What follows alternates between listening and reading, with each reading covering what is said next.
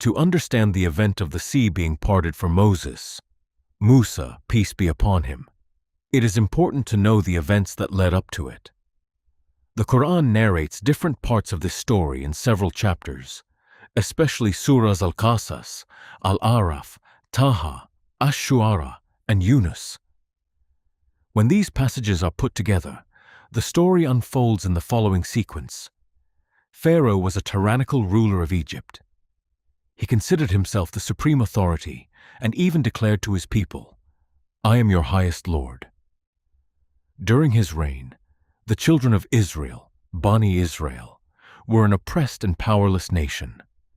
They were forced into slavery, subjected to severe persecution, and their newborn sons were killed while their daughters were spared. Islamic commentaries mention that Pharaoh either saw a dream or was informed by soothsayers that a boy from the children of Israel would one day bring about the downfall of his kingdom.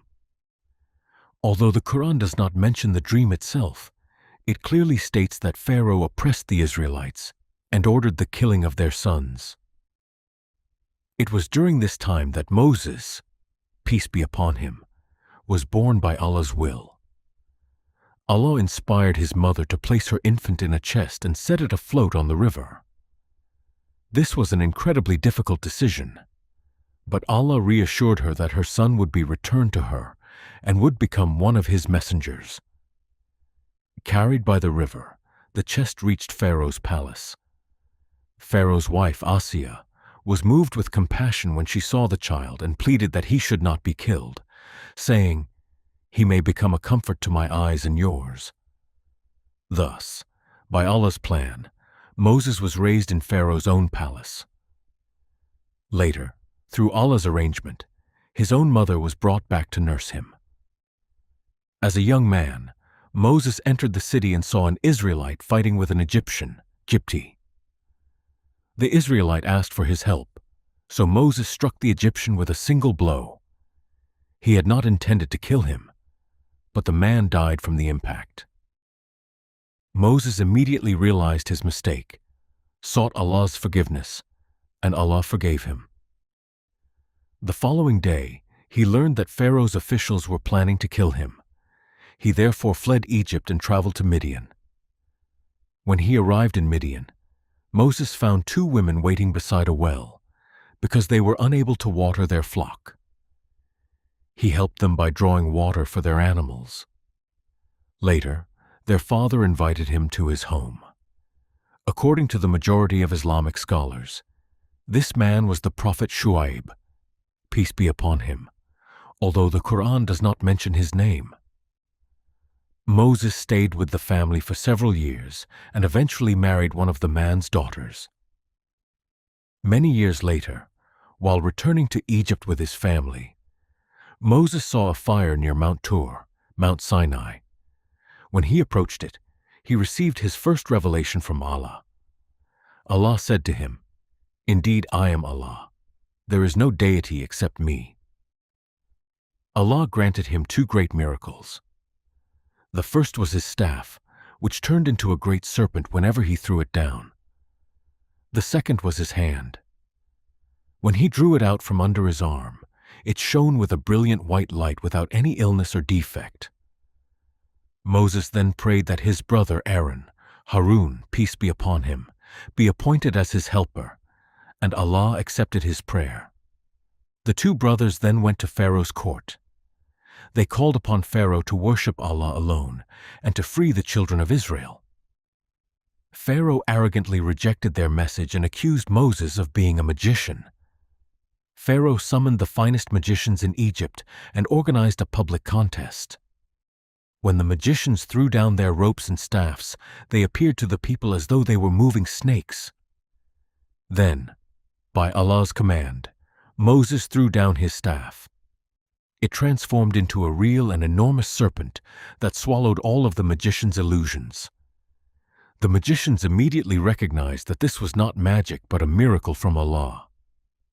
They fell in prostration and declared their faith. Enraged, Pharaoh threatened to cut off their hands and feet on opposite sides and crucify them, but they refused to abandon their faith. After this, Allah sent a series of signs and punishments upon Pharaoh and his people. Years of drought, crop failure, floods, locusts, lice or harmful insects, frogs, and blood. Each time a punishment struck, Pharaoh promised that if it were removed, he would release the children of Israel.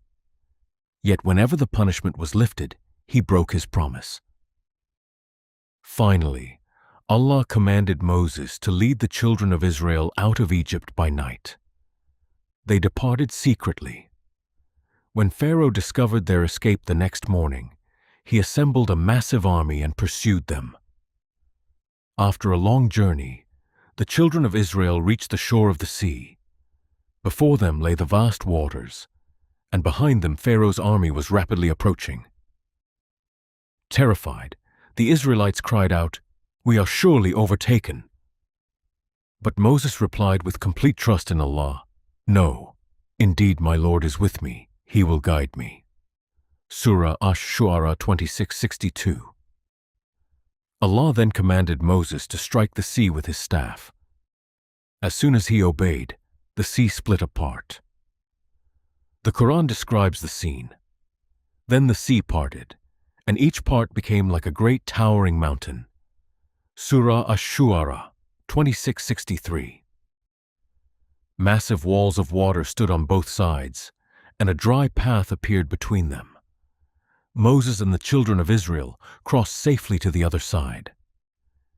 Despite witnessing this extraordinary miracle, Pharaoh learned nothing. He assumed that he and his army could also cross through the same path. They entered the passage in pursuit of the Israelites, but when nearly all of them had reached the middle of the sea, Allah commanded the waters to return to their normal state. The sea closed over them, and Pharaoh and his entire army drowned. As death overtook him, Pharaoh declared that he now believed in the Lord of the children of Israel. However, he was told that his faith would no longer be accepted, because he had spent his life rejecting the truth, oppressing others, and only professed belief when death had become inevitable.